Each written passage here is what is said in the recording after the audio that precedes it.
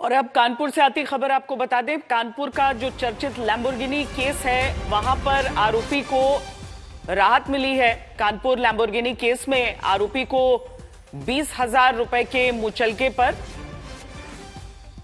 रिहाई हुई है शिवम मिश्रा की। जिस दिन से यह मामला हुआ है, जिस तरीके से लोग कुचले गए हैं और पुलिस के रवैये को लेकर सवाल उठता रहा है, उसके बीच आज ये रिहाई। सिमर चावला हमारे साथ इस समय जुड़ रहे हैं। सिमर, जो आरोप है और जो धाराएं हैं उन पर ये क्या संभव था? नंबर 1, 20,000 के मुचलके पर उस आरोपी की रिहाई, क्योंकि यहां पर बात तो एक रसूखदार की हो रही है और रसूखदार क्या बाहर जाकर प्रभावित कर सकता है, ये बहुत बड़ा एक कंडीशन होता है, एक ये तय करता है कि कोई रिहा होगा, कोई आजाद रहेगा या फिर इंसाफ होने तक कैद में।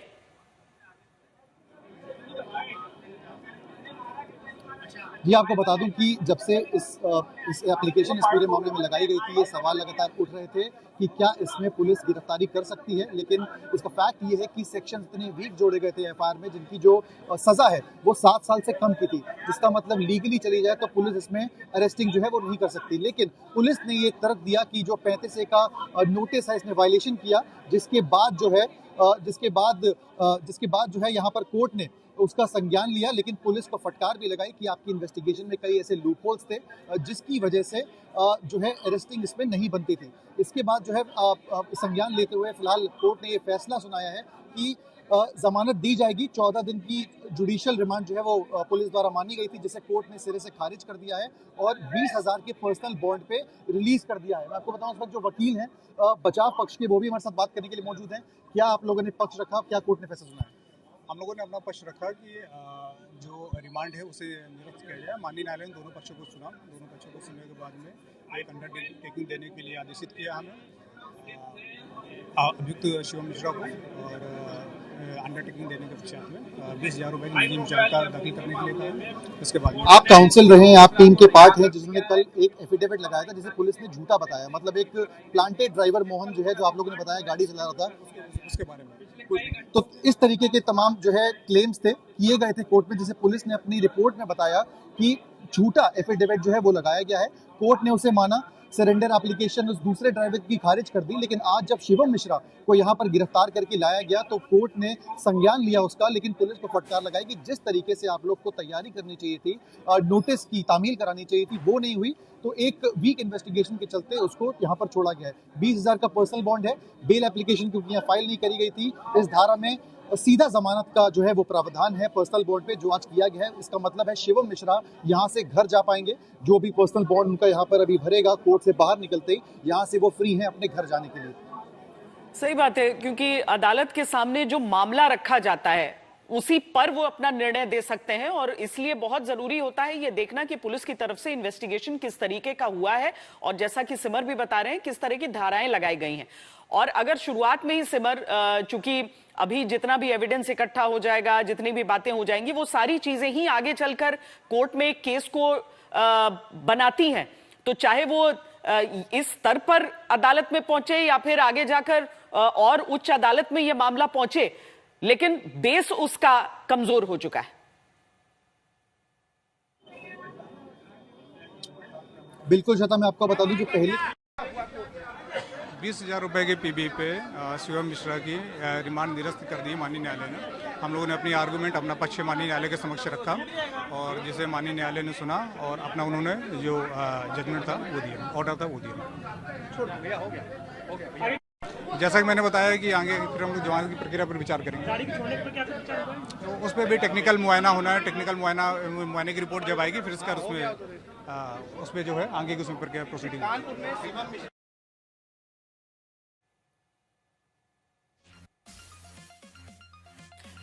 तो सिमर, जो बातें आपसे कह रहे थे वकील, वही कमोवेश बातें उन्होंने सबसे कही हैं।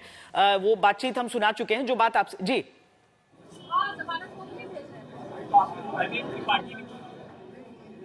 जी बिल्कुल, आपको बता दूं कि जैसा कि सवाल उठ रहे थे पुलिस इन्वेस्टिगेशन पे कि पहले 2 दिन की इन्वेस्टिगेशन थी वो उस तरीके की नहीं थी जिस तरीके की होनी चाहिए थी। लेकिन आपको बता दें उसके बाद पुलिस कमिश्नर ने इस पूरे मामले का संज्ञान लिया।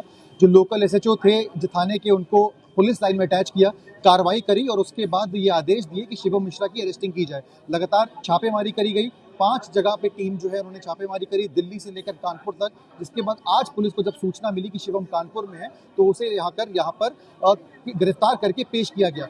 पुलिस ने बातचीत करने में आज तक तो क्लियर बताया कि हमारा स्टैंड क्लियर है, चाहे वकील कोई भी तथ्य पेश करे, शिवम मिश्रा ही गाड़ी चला रहा था।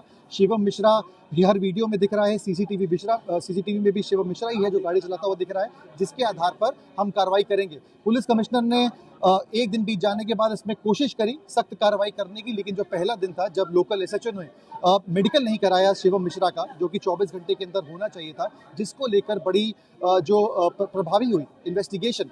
जब मेडिकल रिपोर्ट नहीं लगी तो अपने आप में केस कहीं ना कहीं कमजोर हुआ।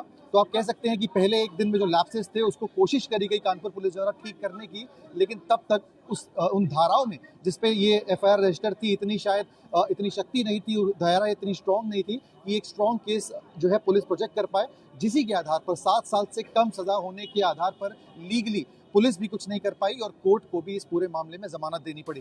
कोर्ट में यह मौजूद है, कुछ ही देर में जो शिवम है उसको यहाँ पर रिहा किया जाएगा, जिसके बाद वो यहाँ से निकलकर अपने घर जाने पाएगा।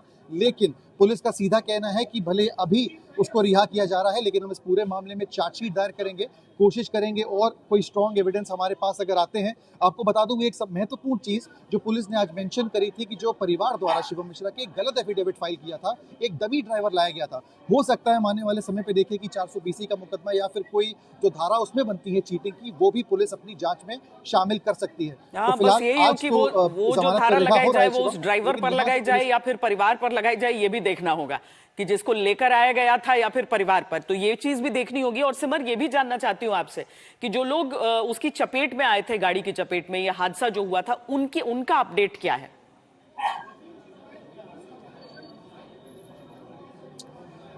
आपको बता दूं श्वेता की जो कुछ लोग इंजर्ड हुए थे, इसमें जो मेन मुख्य शिकायत करता था वो तौफीक नाम का व्यक्ति था, जिसकी एप्लीकेशन पर ही मुकदमा दर्ज किया गया था। उसने कल एफिडेविट एक कोर्ट में जमा किया, जिसमें उसने ये बताया कि मेरा अब जो है इस पूरे मामले में कार्रवाई करने का कोई उद्देश्य नहीं है, मैं सेटिस्फाइड हूँ, मुझे परिवार द्वारा जो भी मेरे इलाज का खर्चा था वो मिल चुका है। तो वो भी एक सुलहनामा कोर्ट में लगाने की कोशिश करी, जैसे कोर्ट ने कहा कि आप इसे पुलिस जांच में लगाइए, हम इसका संज्ञान नहीं ले सकते। तो आपको बता दूं कि जो इकलौता कंप्लेनेंट था इस केस में, उसने भी अपनी शिकायत वापस लेने के लिए हलफनामा पुलिस स्टेशन पे दे दिया है। वो भी कार्रवाई नहीं चाहते, लेकिन पुलिस क्योंकि मुकदमा दर्ज कर चुकी थी, वो इस पूरे मामले में उनका कहना है कि हम चार्जशीट दाखिल करेंगे और हमारे पास जो साक्ष्य है उसको हम प्रेजेंट करेंगे। मैं आपको बता दूं क्योंकि नेशनल हेडलाइन बनी, काफी प्रेशर था, तमाम सोशल मीडिया पे वॉइसेस बढ़ती रही, पुलिस के अगेंस्ट एक सेंटिमेंट था, जिसे ठीक करने के लिए, अपनी छवि सुधारने के लिए पुलिस को एक बड़ा एक्शन लेना ही पड़ा। पुलिस अभी भी ये कह रही है कि भले ही शिकायतकर्ता ने सुलहनामा दे दिया है, लेकिन क्योंकि मुकदमा दर्ज हो चुका है और उनके पास पर्याप्त साक्ष्य है, तो इस पूरे मामले में चार्जशीट दाखिल की जाएगी और वो देखेंगे कि लीगल ओपिनियन लेने के बाद कि क्या सख्त से सख्त इस पूरे मामले में जो धाराएं हैं वो जुड़ सकती हैं, क्या इसमें चीटिंग का या फिर गलत हलफनामा देने का या फिर ऑन रिकॉर्ड आके झूठ बोलने का कि कोई दूसरा ड्राइवर गाड़ी चला रहा था, इस पर पुलिस अपनी इन्वेस्टिगेशन में क्या कर सकती है, ये पुलिस अपनी इन्वेस्टिगेशन में फिलहाल आगे देखेगी। लेकिन आज की आपको बात बताएं कि कोर्ट ने जो टिप्पणी करी है उसमें पुलिस की जांच पर सवाल उठे हैं। पुलिस का ये कहना था कि जो 35B की कार्रवाई होती है वो उसका उल्लंघन करा था, इसलिए हमने इसको अरेस्ट किया है। लेकिन कोर्ट ने माना कि जो 1 से 2 से ज्यादा पर्चे काटने चाहिए थे, दैट मीन्स की समन ज्यादा करना चाहिए था और ना करने पे फिर पुलिस अरेस्ट कर सकती थी, वो कोर्ट को दिखाई नहीं दिया। उनका कहना था कि आपने 2 पर्चे काटने के बाद ही इस मामले में कार्रवाई करी, जो कि लीगली स्टैंड नहीं करती। तो ये फिलहाल आज का बहुत धन्यवाद सिमर चावला, कानपुर से ये जानकारी हमें दे रहे हैं। आगे इस मामले के अपडेट्स हम आपको देते रहेंगे।